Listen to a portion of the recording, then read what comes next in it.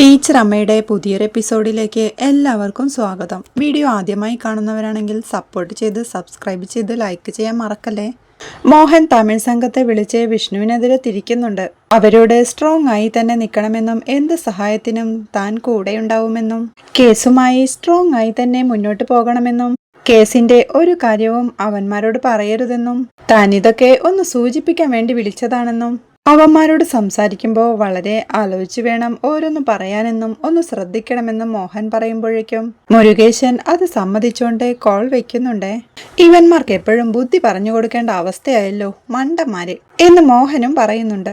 അസ്ഥിയെല്ലാം വീണ്ടും കുഴിമാടത്തിലിട്ടുകൊണ്ട് ടീച്ചറമ്മയുടെ മുറ്റത്തെത്തുന്ന വിഷ്ണു ജാവേദിനോട് തമിഴ് സംഘത്തെ ഒന്ന് വിളിക്കാനായി പറയുന്നുണ്ട്. അവരാ സമയത്ത് ആഹാരം കഴിക്കാൻ തുടങ്ങിയായിരുന്നു. ജാവേദ് വിളിച്ചിട്ട് മുരുകേശ, ജാവേദാ, നിങ്ങളുടെ അമ്മയുടെ ചടങ്ങിന് എടുത്തു തരാമെന്ന് പറഞ്ഞ അസ്ഥിയൊന്നും എടുക്കാൻ പറ്റിയില്ല. ഞങ്ങൾക്ക് കുറച്ച് സമയം വേണമെന്ന് ജാവേദ് പറയുമ്പോഴേക്കും എത്ര സമയം വേണമെന്ന് മുരുകേശനും ചോദിക്കുന്നുണ്ട്. കൂടുതൽ നേരമൊന്നും വേണ്ടി വരില്ലെന്ന് ജാവേദ് പറയുമ്പോഴേക്കും എപ്പടി നമ്പുമെന്ന് മുരുകേശനും. ഒന്ന് നമ്പ്, ഇതിനിടയിൽ കേസൊന്നും കൊടുക്കരുത് എന്ന് ജാവേദ് പറയുമ്പോ അപ്പടിയൊന്നും ചൊല്ലാതെ സാർ, അമ്മാവുക്ക് മോക്ഷം കിടക്കണവരേക്കും ഇവിടെ ആർക്കും നിമ്മതിയില്ലെന്ന് പറയുന്നുണ്ട്. കേസ് കൊടുത്ത കാര്യങ്ങൾ കൂടുതൽ വഷളാവുമെന്നും ഒന്ന് ക്ഷമിക്കെന്നും ജാവേദ് പറയുമ്പോ ഞങ്ങൾക്ക് വേറെ വഴിയില്ല സാർ, ഇനിമേ കാത്തിരിക്കാൻ മുടിയാതെ സാർ, മன்னிച്ചിടുങ്ക എന്ന് മുരുകേശനും പറയുന്നുണ്ട്. എടോ, ഇതുവരെ കാത്തില്ലേ നിങ്ങള്, ഞങ്ങളെ ഒന്ന് വിശ്വസിക്കുന്ന ജാവേദ് പറയുമ്പോഴേക്കും ഉങ്ങള് നമ്മക്കൂടാതെന്ന് എല്ലാരും സ്വന്ന് സാർ. യാര് സ്വന്നെന്ന് ജാവേദ് ചോദിക്കുമ്പോ അതെല്ലാം എന്നാലെ ചൊല്ല മുടിയാതെന്ന് മുരുകേശനും. കേസിന്റെ പിന്നാലെ ഉള്ളുള്ള കാലം നടക്കേണ്ടി വരുമെന്ന് ജാവേദ് ഓർമ്മിപ്പിക്കുമ്പോ അത് അമ്മയ്ക്ക് വേണ്ടി സഹിക്കാൻ തയ്യാറാണെന്ന് മുരുകേശനും. നിങ്ങൾ മൂന്നുപേരും കൂടി സമാധാനമായിട്ട് ഒന്ന് ആലോചിച്ചിട്ട് പറ എന്ന് ജാവേദ് വീണ്ടും പറയുമ്പോ സാർ, ഞങ്ങൾ കേസുക്ക് പോവും. അമ്മയുടെ ഉടുമ്പ് നിങ്ങൾ കൊടുത്തുക്കല, ഞാൻ വാപ്പസ് വാങ്ങിക്കലാം. ശരി സാർ എന്നും പറഞ്ഞുകൊണ്ട് മുരുകേശൻ കോൾ കട്ട് ചെയ്യുന്നുണ്ടേ. കണ്ടിപ്പ കേസ് കൊടുക്കണമെന്ന് അവന്റെ സഹോദരി പറയുമ്പോഴേക്കും കണ്ടിപ്പ കൊടുക്കണമെന്ന് മുരുകേശനും ഉറച്ചു പറയുന്നുണ്ട്. ജാവേദ് വിഷ്ണുവിനോടായി അവന്മാരടുക്കുന്നില്ല സാർ, ഏതോ ഒരുത്തൻ ഇടയ്ക്ക് നിന്ന് കളിക്കുന്നുണ്ടെന്ന് പറയുന്നുണ്ട്. വേറാര്? ആ മോഹനാവും, അയാൾ എല്ലാ കാര്യവും അറിയുന്നുണ്ട്. നന്നായിട്ട് നിന്ന് കളിക്കുവാണെന്ന് വിഷ്ണു പറയുമ്പോഴേക്കും ഇനി അയാളെ വിടരുത് സാറേ, അവ ഇന്നിവിടെ കളിച്ചത് ശരിക്കും മൈൻഡ് ചെയ്യണം. സാറിനെ ഇൻസൾട്ട് ചെയ്ത് ബോഡി റിമൈൻസ് തിരിച്ചിടിപ്പിച്ചു. മറ്റവന്മാരെ കേസുമായി പോവാൻ വേണ്ടി നല്ല ചൂടാക്കിയിട്ടുണ്ട്. അവൻ ഇനിയും വരും, പണി നല്ലത് കൊടുക്കാം സാറേ എന്ന് ജാവേദ് പറയുമ്പോഴേക്കും രാധയുടെ അച്ഛൻ എന്ന നിലയില ഇതുവരെ ക്ഷമിച്ചത്, ഇനി അതില്ല എന്ന് മനസ്സിൽ ഉറപ്പിച്ചുകൊണ്ട് വിഷ്ണുവും പറയുന്നുണ്ട്. അപ്പോഴേക്കും മോഹൻ വീണ്ടും വിഷ്ണുവിനെ വിളിക്കുന്നുണ്ട്. മൊബൈൽ എടുത്തിട്ട് മോഹൻ എന്ന് വിഷ്ണു പറയുമ്പോഴേക്കും എടുത്ത് രണ്ട് പറ സാറെന്ന് ജാവേദും. എടാ, തമിഴന്മാരെ പാവങ്ങളാടാ, നീ അവന്മാരെ പറ്റിച്ച് കളയാമെന്ന് വിചാരിച്ചല്ലേ എന്ന് മോഹൻ ചോദിക്കുമ്പോ നീ ഇതിലൊക്കെ കയറി ഇടപെടുന്നത് എന്തിനാണെന്ന് വിഷ്ണുവും ചോദിക്കുന്നുണ്ട്. എടാ മണുങ്ങൂസ് പോലീസെ, അടക്കിയ ജഡത്തിന്റെ എല്ലും നുള്ളിപ്പെറുക്കി അവന്മാരുടെ അടുത്ത് കോംപ്രമൈസ് ചെയ്യാൻ വേണ്ടി നീ ഇന്ന് ഓടിയതല്ലേ. എടാ, അത്രയുള്ളൂ നീയെ അവരെ വിളിച്ച് പേടിപ്പിച്ച് ഈ കേസിൽ നിന്ന് മാറ്റിക്കളയാമെന്നൊന്നും വിചാരിക്കണ്ട കേട്ടോ എന്ന് മോഹൻ ഭീഷണിപ്പെടുത്തുമ്പോ എടോ, രാധയുടെ അച്ഛൻ എന്ന സ്പേസാ ഇത്രയും കാലം ഞാൻ നിനക്ക് തന്നത്, ഇനി അതില്ല, ഇനി താൻ എന്റെ കയ്യിൽ നിന്ന് വാങ്ങിച്ചോണ്ടേ പോവൂ എന്ന് വിഷ്ണു ദേഷ്യത്തോടെ ഒച്ച വെക്കുന്നുണ്ട്. എടാ പോലീസുകാരാ, നീ ആരെടാ വെല്ലുവിളിക്കുന്നേ? ഞാനേ ഇന്ത്യൻ ആർമിയില് നിന്നെക്കാളും വലിയ കളി കളിച്ചവനാ. വെറുതെ എന്റെ അടുത്ത് ഇടഞ്ഞു കരഞ്ഞ് നാറണ്ട കേട്ടോടാ എന്ന് മോഹൻ വീണ്ടും കളിയാക്കി പറയുമ്പോ താൻ എന്താന്ന് വെച്ചാ അങ്ങോട്ട് ഉണ്ടാക്ക്. അവരെ കൊണ്ട് എവിടെയൊക്കെ കേസ് കൊടുപ്പിക്കാമോ അതെല്ലാം താൻ ചെയ്യേ.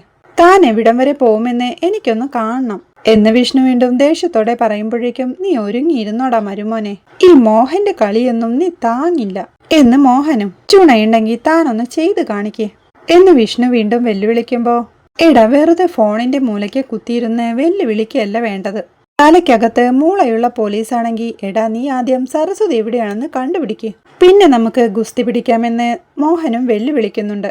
താൻ കാത്തിരുന്നു കണ്ടോന്ന് വിഷ്ണു പറയുമ്പോഴേക്കും ഓ, ഞാൻ ഒരുപാട് കാത്തിരുന്നോളാം, പക്ഷേ കാണിക്കാനുള്ള പാങ്ങൊന്നും നിനക്കില്ലട മോനെ. അതൊക്കെ പോട്ടെ, ഇനിയും കിടന്ന് അലറി നാറി പ്രഷർ കൂട്ടാതെ നല്ല ചൂടുവെള്ളത്തിൽ കുളിച്ച് രാസ്നാദി പൊടിയെടുത്ത് നിറകി തേച്ച് പോയി കിടന്ന് കുറച്ചുകൂടി അങ്ങ് ഉറങ്ങ്. ഇനി വല്ല നീരിറക്കം വന്നിട്ട് ജലദോഷം വരണ്ട എന്റെ കുഞ്ഞിക്കുട്ട മോനെ കേട്ടോ, ചെല്ലടാ എന്ന് മോഹൻ പറയുമ്പോഴേക്കും ഒന്ന് പോടൊന്ന് പറഞ്ഞ് ദേഷ്യത്തോടെ വിഷ്ണു കോൾ കട്ട് ചെയ്യുന്നുണ്ടേ. വിഷ്ണു ആകെ ദേഷ്യത്തോടെ ഭ്രാന്ത് പിടിച്ച് അവൻ എന്നെ വെല്ലുവിളിക്കുന്നു ജാവേദ്, അവൻ ആരാന്ന വിചാരം എന്ന് വിഷ്ണു പറയുമ്പോ എന്റെ സാറേ, അവൻ സാറിനെ പ്രൊവോക്ക് ചെയ്യാ, സാർ അത് വിട്, നമുക്ക് വഴിയുണ്ടാക്കാം എന്ന് ജാവേദ് പറയുമ്പോഴേക്കും ആകെ ടെൻഷനോടെ ഭ്രാന്ത് പിടിച്ചു നിൽക്കുന്ന വിഷ്ണുവിനെയാണ് കാണിക്കുന്നത്. പിന്നീട് രാവിലെ ആവുമ്പോൾ സ്കൂളിലേക്ക് വണ്ടി ഓടിച്ചു വരുന്ന സുനിയാണ് കാണിക്കുന്നത്. മൊബൈൽ റിങ് ചെയ്യണ കണ്ട് വണ്ടി സൈഡിലേക്ക് ഒതുക്കി സുനി കോൾ എടുക്കുമ്പോഴേക്കും മദനൻ സാറായിരുന്നു വിളിച്ചോണ്ടിരുന്നത്. എന്തോന്നാ സാറേ രാവിലെ, മൊത്തം വള്ളിക്കെട്ട് പരിപാടിയാണല്ലോ എന്ന് സുനി ചോദിക്കുമ്പോഴേക്കും ഒരു ഓട്ടോയിൽ പോയിക്കൊണ്ടിരിക്കുന്ന മദനൻ സാറും മറുപടി കൊടുക്കുന്നുണ്ട്. സുനി, നിന്റെ മോള് വിനയയ്ക്ക് ഒരു ആക്സിഡന്റ് പറ്റി. മദനൻ സാർ പറയണ കേട്ട് ആകെ ടെൻഷനോടെ എന്താന്ന് പറയണ സാറേ, എന്റെ മോൾക്ക് എന്തെങ്കിലും കുഴപ്പമുണ്ടോന്ന് സുനി ചോദിക്കുന്നുണ്ട്. ചെറിയ പരുക്കുണ്ട് സുനി, ഞാൻ ഹോസ്പിറ്റലിലോട്ടാ പോകുന്നതെന്ന് മദനൻ സാർ പറയുമ്പോഴേക്കും സാറേ, സാർ ഉള്ളത് പറ, കൊച്ചിന് എന്തെങ്കിലും കുഴപ്പമുണ്ടോ എന്ന് സുനിയും. സുനി സ്കൂട്ടറിലാണോന്ന് ചോദിച്ചിട്ട് ആ സ്കൂട്ടർ ഒതുക്കി വെച്ച് ഒരു ഓട്ടോ വിളിച്ച് സിറ്റി ഹോസ്പിറ്റലിലോട്ട് വരാനായി മദനൻ സാർ പറയുന്നുണ്ട്. ഇത് കേട്ട് അയ്യോ, അപ്പോ എന്റെ കൊച്ചിനെ താലൂക്ക് ആശുപത്രിയിൽ എടുത്തില്ലേ സാറെന്ന് സുനി ചോദിക്കുന്നുണ്ട്. സുനി, നീ സമാധാനമായിട്ട് പറയുന്നതൊന്ന് കേക്ക് സുനി, നീ പെട്ടെന്നൊരു ഓട്ടോ വിളിച്ച് സിറ്റി ഹോസ്പിറ്റലിലോട്ട് വാ. ഈ ടെൻഷനിൽ നീ വണ്ടി ഓടിക്കാൻ നിൽക്കണ്ട സുനി, ഞാൻ ഹോസ്പിറ്റലിൽ കാണും എന്ന് മദനൻ സാർ പറയുമ്പോഴേക്കും പെട്ടെന്ന് വരാൻ സാറേ, സാറേ കൊച്ചിന് കുഴപ്പമൊന്നുമില്ലല്ലോ എന്ന് സുനി വീണ്ടും ടെൻഷനോടെ ചോദിക്കുന്നുണ്ട്. അയാളെ ആശ്വസിപ്പിച്ചോണ്ട് ഇല്ല സുനി, ഒരു കുഴപ്പവുമില്ല, നീ പെട്ടെന്ന് വന്ന് പറഞ്ഞ് മദനൻ സാർ കോൾ വയ്ക്കുന്നുണ്ടേ. സിറ്റി ഹോസ്പിറ്റലിൽ ടെൻഷനോടെ നിൽക്കുന്ന മദനൻ സാറിനെയും വീണ ടീച്ചറെയുമാണ് പിന്നീട് കാണിക്കുന്നത്. ഒരു നാട്ടുകാരൻ അവരോട് നടന്ന സംഭവങ്ങളെല്ലാം വിവരിച്ചു കൊടുക്കുന്നുണ്ട്. കൊച്ചിനെ എടുത്ത് ആംബുലൻസിൽ കയറ്റിയത് ഞാനാ, തലയ്ക്ക് നല്ല പരുക്കുണ്ടായിരുന്നു. കൊച്ചിനെ എടുക്കുമ്പോഴേ അനക്കമൊന്നുമില്ലായിരുന്നു, വന്നപ്പോഴേ ICUവിൽ കയറ്റി എന്നയാൾ പറയുമ്പോഴേക്കും ദേ സുനി ഇപ്പൊ വരും, നീ ഇങ്ങനൊന്നും അയാളോട് പറയരുത്, അവൻ പേടിച്ചു പോവും. ഡോക്ടർ പറയട്ടെ കാര്യങ്ങള് എന്ന് പറഞ്ഞോണ്ട് ആ ബസ് ഏതാണെന്ന് ചോദിക്കുന്നുണ്ട്. റാണി, ആ ഉണക്ക ചെറുക്കനുണ്ടല്ലോ, ആ ബസ്സിന്റെ ഡ്രൈവർ, അവൻ വിമാനം പറത്തും പോലെ ആ ബസ് ഓടിക്കുന്നത് എന്നയാൾ പറയുമ്പോഴേക്കും മിക്കവാറും സുനി തന്നെയാണ് ആ കൊച്ചിനെ സ്കൂളിൽ കൊണ്ടുവിടാറ്. ഇന്ന് എന്ത് പറ്റിയോ എന്തോ എന്ന് മദനൻ സാർ പറയുമ്പോഴേക്കും ഒരു ഓട്ടോയിൽ സുനിയും അങ്ങോട്ടെത്തുന്നുണ്ട്. സുനി ടെൻഷനോടെ അവരുടെ അടുത്തേക്ക് ചെന്ന് എന്റെ കൊച്ചെവിടെയെന്ന് ചോദിക്കുന്നുണ്ട്. കൊച്ചി ഇവിടെ ICUവിലുണ്ട്, കുഴപ്പമൊന്നുമില്ല എന്ന് മദനൻ സാർ സമാധാനിപ്പിക്കുമ്പോഴേക്കും എന്റെ കൊച്ചു ICUവിലോ എന്ന് നെഞ്ചത്ത് കൈവച്ചുകൊണ്ട് പറഞ്ഞ് സുനി കരയുന്നുണ്ട്. എന്റെ സുനി, നീ ഒന്ന് സമാധാനപ്പെട് എന്ന് ആശ്വസിപ്പിച്ചുകൊണ്ട് മദനൻ സാറും വീണയും കൂടി ഡോക്ടറുടെ അടുത്തേക്ക് സുനിയെ കൊണ്ടുപോകുന്നുണ്ട്. ഡോക്ടറെ കണ്ട് ICUവിൽ ആക്സിഡന്റായി കിടക്കുന്ന വിനയയുടെ അച്ഛനാണെന്ന് മദനൻ സാർ പറയുന്നുണ്ട്. വിനയയുടെ തലച്ചോറിന് വീഴ്ചയിൽ ഗുരുതരമായ പരിക്കേറ്റിട്ടുണ്ട്. തലയോട്ടിക്കുള്ളിൽ രക്തസ്രാവം ഉണ്ടായിട്ടുണ്ട്. തലച്ചോറിന് സമ്മർദ്ദവുമുണ്ട്. ക്രോമാറ്റിക് ബ്രെയിൻ ഇഞ്ചുറി എന്ന് വിളിക്കാം. ഇപ്പൊ കുഞ്ഞ് അബോധാവസ്ഥയിലാണുള്ളത്. വെന്റിലേറ്ററിന്റെ സഹായത്തിലാണ് ശ്വാസം എടുക്കുന്നത്. ഞങ്ങള് കുഞ്ഞിനെ ICUവിലാക്കിയിട്ടുണ്ട്. ഇപ്പൊ കുഞ്ഞിന് അടിയന്തരമായി ഒരു ഓപ്പറേഷൻ നടത്തേണ്ടതായിട്ടുണ്ട്. ഡോക്ടർ പറയുമ്പോഴേക്കും സുനി സങ്കടത്തോടെ കരഞ്ഞുകൊണ്ട് ഡോക്ടറെ, എനിക്ക് എന്റെ മോളെ ഒന്ന് കാണണമെന്ന് പറയുന്നുണ്ട്. കുട്ടിയെ ഒന്ന് സ്റ്റേബിൾ ആക്കാനാണ് ഞങ്ങൾ നോക്കിക്കൊണ്ടിരിക്കുന്നത്, ഒന്ന് വെയിറ്റ് ചെയ്യൂ എന്ന് പറഞ്ഞുകൊണ്ട് ഡോക്ടർ അവിടെ നിന്ന് പോകുന്നുണ്ടേ. ഒരു നഴ്സ് അപ്പോഴേക്കും പുറത്തോട്ട് വന്ന് ഇത് വിനയുടെ ഇവിടത്തെ ഫയലാണെന്നും അത് കൊണ്ടുപോയി ബില്ലിംഗ് സെക്ഷനിൽ കാണിക്കണമെന്നും പറഞ്ഞ് സുനിയുടെ നേരെ നീട്ടുമ്പോഴേക്കും വീണ അത് വാങ്ങിക്കൊണ്ട് ബില്ലിംഗ് സെക്ഷനിൽ ചെന്ന് കാണിക്കുന്നുണ്ട്. അപ്പോഴേക്കും സുനിയുടെ അമ്മയും ഭാര്യയും കൂടി ആർത്തു വിളിച്ചു കരഞ്ഞുകൊണ്ട് ഹോസ്പിറ്റലിലേക്ക് എത്തുന്നുണ്ട്. അവർ കരഞ്ഞുകൊണ്ട് എന്ത് പറ്റിയടാ എന്റെ മോക്ക് എന്ന് ചോദിക്കുമ്പോഴേക്കും അവളുടെ കാലിന് ചെറിയ പൊട്ടലുണ്ട്, പ്ലാസ്റ്റർ ഇടേണ്ടി വരും, അല്ലാതെ വേറെ കുഴപ്പമൊന്നുമില്ല എന്ന് മദനൻ സാർ അവരെ ആശ്വസിപ്പിച്ചുകൊണ്ട് പറയുന്നുണ്ട്. സുനിയും ആകെ ടെൻഷനോടെ തന്റെ ഭാര്യയുടെ അടുത്തിരുന്നുണ്ട്. കൊച്ചിനെ ഡോക്ടർ നോക്കുന്നുണ്ട്, അവർ ചികിത്സ ചെയ്യട്ടെ, നീ ഇങ്ങനെ ബഹളം വെക്കാതെ എന്ന് സങ്കടത്തോടെ കരഞ്ഞോണ്ട് പറയുന്നുണ്ട്. സുനിയുടെ തളർച്ച കണ്ട് മദനൻ സാർ സുനിയുടെ അരികിലേക്കായി ഇരുന്നുകൊണ്ട് സുനി, നീ ഇങ്ങനെ തളരല്ലേ, ബാക്കിയുള്ളവരെ കൂടി കരയിപ്പിക്കാതെ എന്ന് മദനൻ സാർ പറഞ്ഞ് ആശ്വസിപ്പിക്കുമ്പോഴേക്കും സുനി മദനൻ സാറിന്റെ തോളിലേക്ക് ചാഞ്ഞ് കരയുന്നുണ്ടേ. വീണ അപ്പോ ബില്ലിംഗ് സെക്ഷനിലായിരുന്നു. വിനയയ്ക്ക് ബ്രെയിനിലൊരു എമർജൻസി സർജറി പറഞ്ഞിട്ടുണ്ട്. 2 ലക്ഷം രൂപ സർജറിക്ക് മുന്നേ അടയ്ക്കേണ്ടതുണ്ട് എന്നയാൾ പറയുമ്പോഴേക്കും എപ്പോഴത്തേക്ക് അടയ്ക്കേണ്ടതെന്ന് വീണയും ചോദിക്കുന്നുണ്ട്. എത്രയും പെട്ടെന്ന് അടയ്ക്കേണ്ടി വരും, എമർജൻസി സർജറിയാ എന്നയാൾ പറയുമ്പോൾ വീണ പെട്ടെന്ന് തന്നെ അവരുടെ അടുത്തേക്ക് ചെന്ന് വിനയയ്ക്ക് എമർജൻസി സർജറി പറഞ്ഞിട്ടുണ്ട്, 2 ലക്ഷം രൂപ പെട്ടെന്ന് അടയ്ക്കണം എന്നവൾ പറയണ കേട്ട് സുനിയും ഭാര്യയും ആകെ തകർന്ന് കരയുന്നുണ്ട്. പെട്ടെന്ന് ഇത്രയും കാശ് എവിടെ നൊപ്പിക്കും സാറേ എന്ന് സുനി കരഞ്ഞോണ്ട് ചോദിക്കുമ്പോഴേക്കും നമുക്ക് നോക്കാം സുനി, റെഡിയാക്കാമെന്ന് മദനൻ സാറും ആശ്വസിപ്പിക്കുന്നുണ്ട്. കാശ് അടച്ചില്ലെങ്കിൽ അവരെന്റെ കൊച്ചിനെ തൊടില്ല സാറേ, അങ്ങനെ തന്നെ ഇട്ടേക്കും എന്ന് സുനി സങ്കടത്തോടെ കരഞ്ഞുകൊണ്ട് പറയുമ്പോഴേക്കും സാറേ ഞാനിപ്പോ വരാം എന്ന് പറഞ്ഞുകൊണ്ട് വീണ പുറത്തോട്ടിറങ്ങി പോകുന്നുണ്ടേ. സുനി കരയാതെ പൈസ റെഡിയാവുമെന്ന് പറഞ്ഞ് മദനൻ സാറും സുനി ആശ്വസിപ്പിക്കുന്നുണ്ട്. വീണ പുറത്തോട്ടിറങ്ങി ടീച്ചറമ്മയെ വിളിച്ച് ഈ കാര്യം പറയുന്നുണ്ട്. അമ്മ, നമ്മുടെ സുനിച്ചേട്ടന്റെ മോളില്ലേ വിനയ, ഇന്ന് രാവിലെ ബസ്സിൽ നിന്ന് തെറിച്ചു വീണു, തലയ്ക്ക് സാരമായ പരുക്കുണ്ട്, സുനിലായിപ്പോ എന്ന് വീണ പറയണ കേട്ട് ടീച്ചറമ്മ ടെൻഷനോടെ മോളെ മിക്കവാറും സുനിയല്ലേ സ്കൂളിൽ കൊണ്ടാക്കാറുണ്ടെന്ന് ചോദിക്കുന്നുണ്ട്. അതേ അമ്മ, ഇന്ന് ചേട്ടൻ എവിടെയോ പോവാനുള്ള കാരണം ബസ്സിൽ വിട്ടതാ.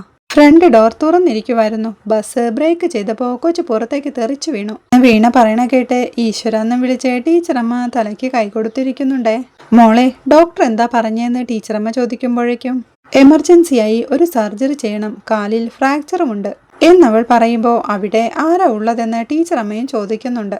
ഇവിടെ സുനിച്ചേട്ടനും ഭാര്യയും അമ്മയും ഒക്കെയുണ്ട്. പിന്നെ നമ്മുടെ മദനൻ സാറുമുണ്ട്. സർജറിക്ക് 2.5 ലക്ഷം രൂപ കെട്ടിവെക്കണമെന്നാ ഇപ്പൊ പറഞ്ഞത് എന്ന് വീണ പറയണ കേട്ട് അമ്പരപ്പോടെ 2.5 ലക്ഷം ഒന്ന് ടീച്ചറമ്മയും ചോദിക്കുന്നുണ്ട്.